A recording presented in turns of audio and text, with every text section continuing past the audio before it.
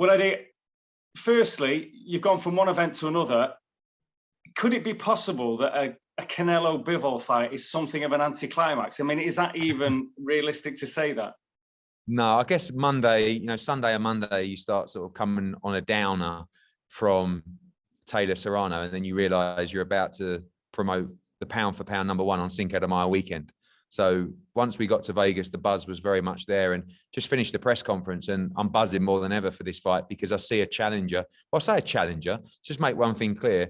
Canelo Alvarez is the challenger this Saturday for Dimitri Bivol's World Light Heavyweight Championship. But I see a fighter in Dimitri Bivol that is extremely focused, ice cold, and ready for this opportunity. He was an outstanding amateur, two-time world amateur champion. He's been faultless as a pro, really, and just been looking for this opportunity to the strap line for this event, Dom, is legacy is earned.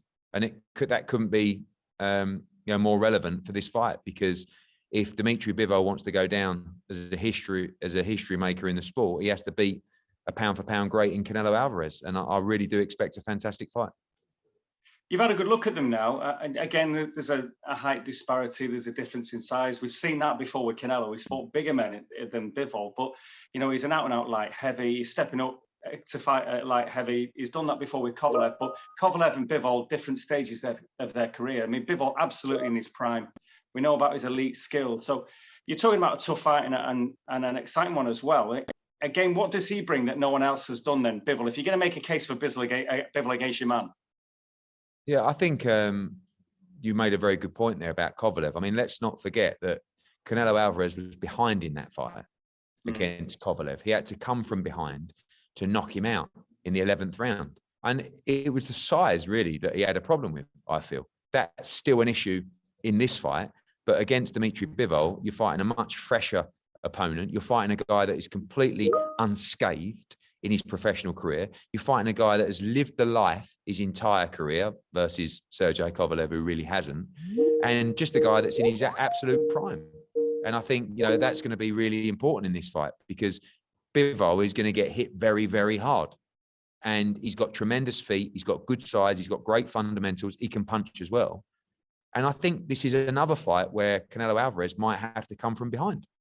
I think he might have to come from behind in this fight and find a way to win. But he always takes his time, doesn't he? Even in the Saunders fight, the Plant fight, he was winning the rounds, but he was never panicking. It was nip and tuck at times. But he just believes that he'll get to his man. And that's going to be a similar issue for him against Dimitri Bivol. It is a brave move from Canelo, again, though, given everything we're talking about Bivol, and it's not like we're just going on about Bivol, but the point being is it's high risk, isn't it?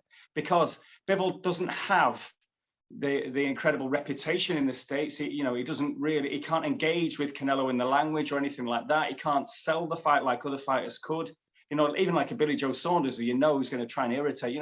It's not like that. So Canelo doesn't care. He doesn't sit there and say, "Oh, I need a guy with a big mouth." I need a guy who everyone rates or whatever. Like, he just said, I need a champion, right? I want to become undisputed at 175. Who do I have to beat? Don't forget, Dom, this guy beat the entire super middleweight division in 10 months and then threw in another mandatory in between all that. Right? He beat Callum Smith, Billy Joe Saunders, Caleb Plant in 10 months.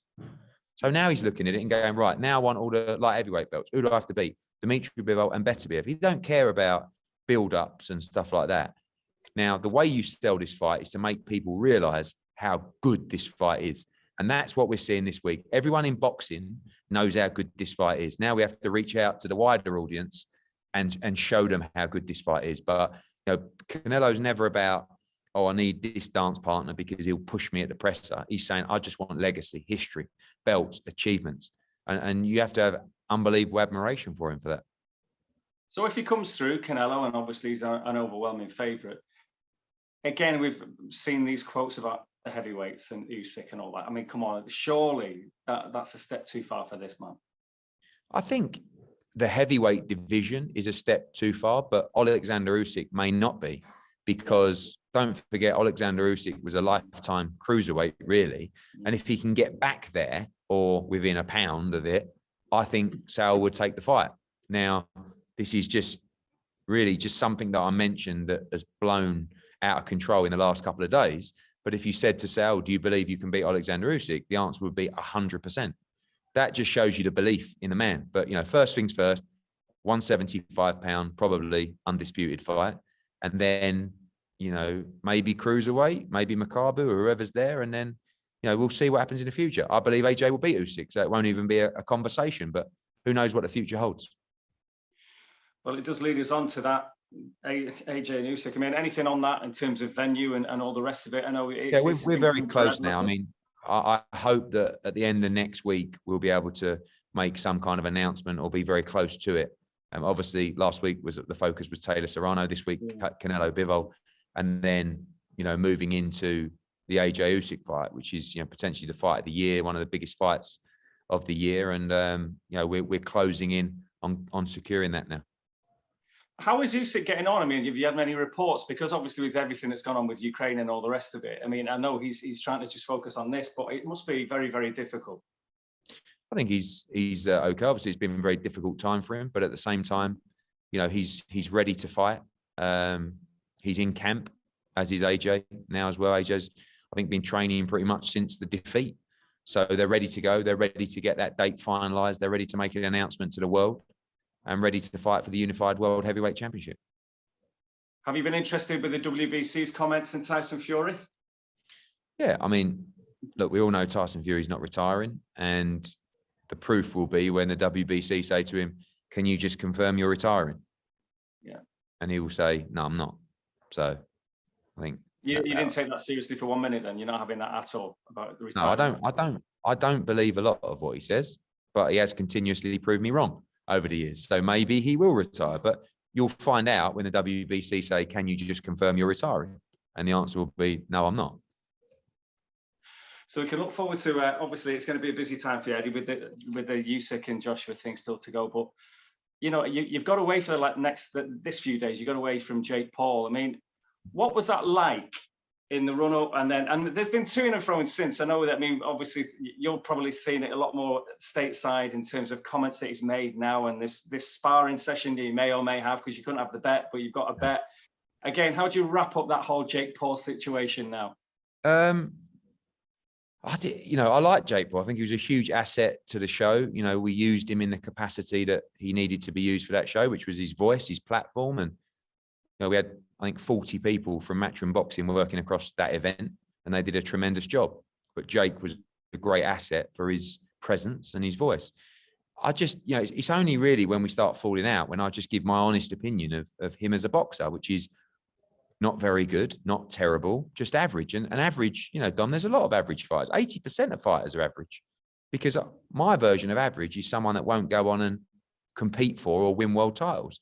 And he can't seem to understand my opinion that I don't think he'll win a world title, and I don't think he will certainly beat Canelo Alvarez, which he thinks he will.